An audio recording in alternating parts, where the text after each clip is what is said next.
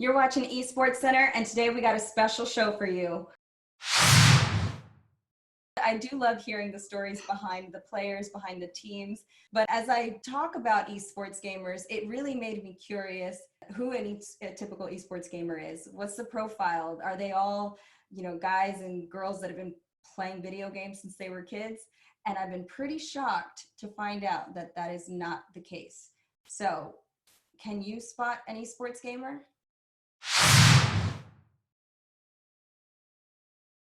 If I take off my glasses, I become Superman, Superman gamer.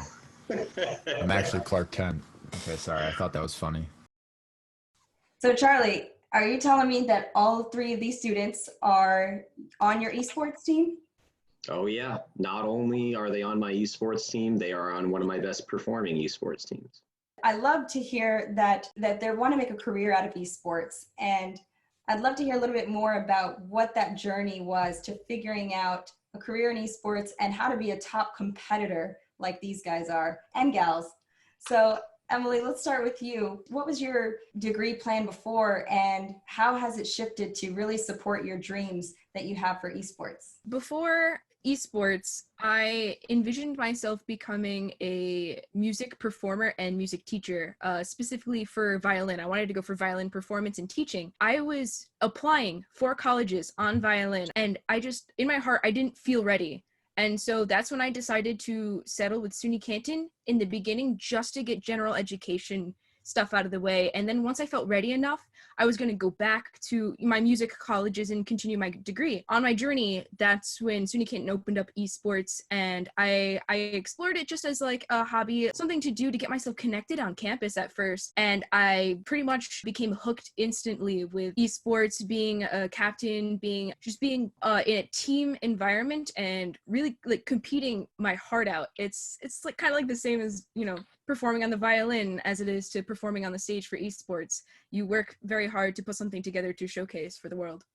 That's great. I love hearing that story, and so interesting how you decided to go from music to esports. I do get the hand-eye coordination is necessary in both, so you've been able to apply some commonalities. Cal, what about you? What's your story?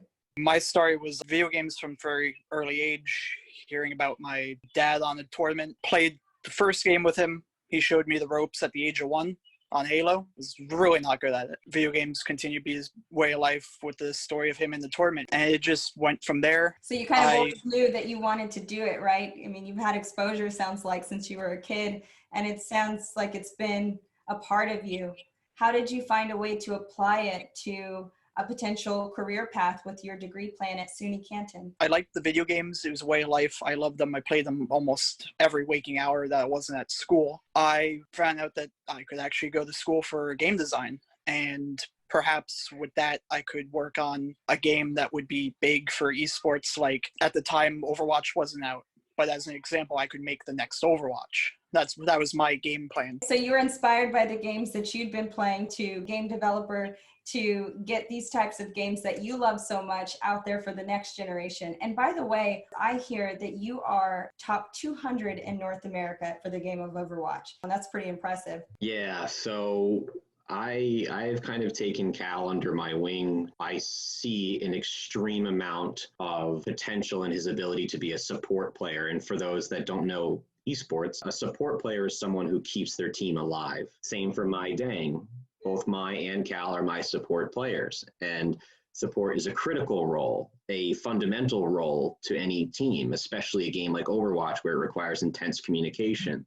That's the kind of skill sets, though, that are going to be very valuable applied to a lot of different career paths, I think, going forward into our digital age. Dang, give me a little bit of background on how you are looking to apply your love for esports toward a career one day. What are you doing in your degree plan? I'm currently majoring in graphic design at SUNY Canton.